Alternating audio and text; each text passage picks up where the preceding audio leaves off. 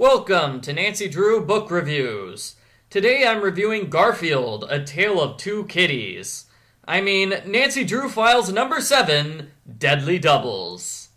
The book begins with Nancy Drew and her friends attending a tennis tournament at Northern Virginia Community College.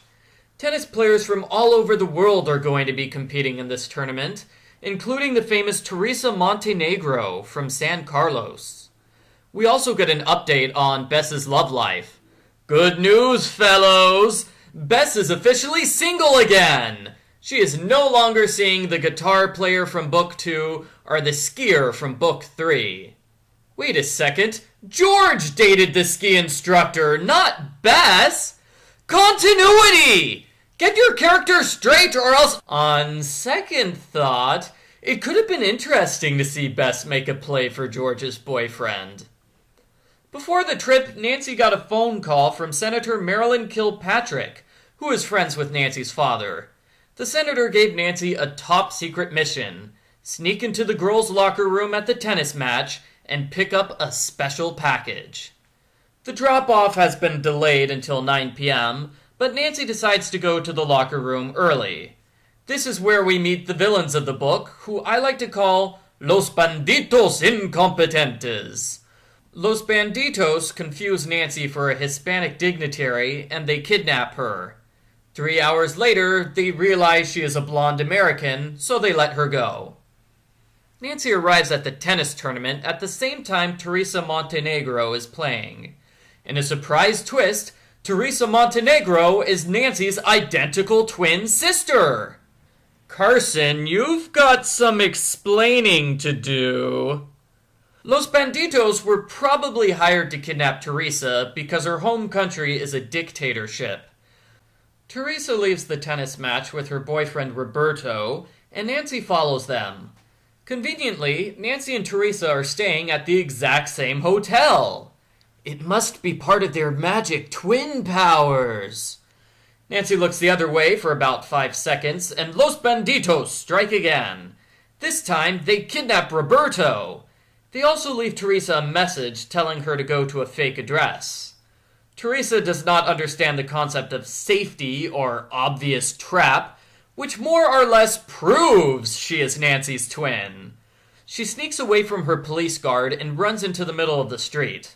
Los Banditos try to run her over when George comes swinging to the rescue. I mean that literally. George saves Teresa by swinging across the parking lot on a large banner. George of the jungle. Nancy and Teresa introduce themselves to each other at this point. Maybe it's just me, but I would have done this a lot sooner. Whenever people try to kill my twin, I introduce myself after the first attack, not the third. Senator Kilpatrick arrives the next morning with an explanation. Roberto is a secret agent who is working to overthrow the dictator in San Carlos. During the drop-off, he was going to give Nancy a list of 6 people that the dictator wants to kill. The senator needs the list as soon as possible so she can put those people in protective custody. Gee, it's too bad Nancy wasn't told about this earlier, because otherwise the drop-off would have been successful. Also, the senator reveals that she has a private box at the tennis tournament, which really begs the question of why the drop-off even existed in the first place. The senator was there anyway. Why force Nancy to act as a middleman? Oh, but I should not judge Senator Kilpatrick too harshly. There is a silver lining to the senator's dark cloud. Namely, she has a hot bodyguard that Bess can flirt with. Sadly, Los Banditos Incompetentes kill Roberto. Their next target? George. Because... They chase George around the tennis stadium, through the announcer's booth, and on top of the scoreboard, where George falls backwards and almost dies. Wait a minute, continuity! What happened to the group security guard? Oh, he was on a date with Bess. Dang it, Bess! Stop putting your friends' lives in danger with your reckless flirting! A spy calls Teresa, telling her to meet with him at 6. This prompts the predictable twin swap storyline. Nancy disguises herself as Teresa, and she meets with the spy. No, I'm sorry, that was the logical storyline.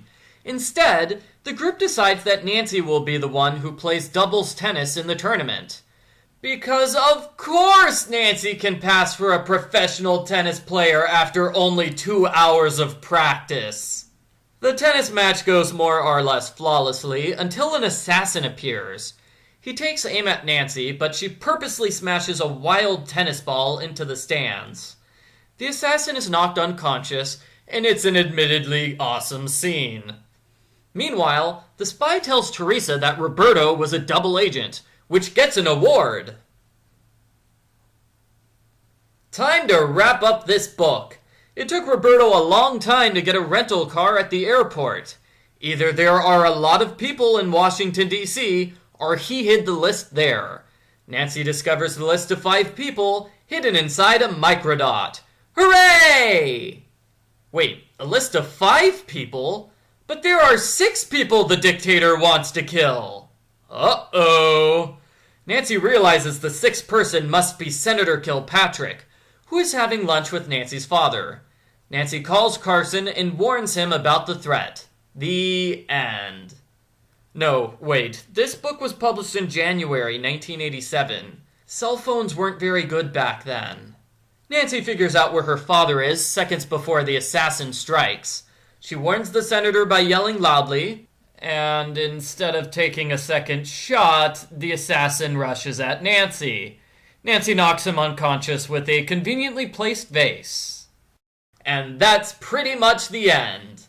Teresa wins the tennis tournament and becomes a U.S. citizen. Also, the dictator is overthrown that night, which more or less negates the entire storyline about saving his intended victims. The end. Post-book follow-up. If you like the idea of Nancy Drew having a twin, you would probably be better off reading Nancy Drew number 63, The Twin Dilemma. Not only is that book easier to find, but it's usually rated 2 to 4 points above Deadly Doubles, depending on how much you like action and political intrigue. To be fair, Deadly Doubles is not as bad as my review makes it out to be.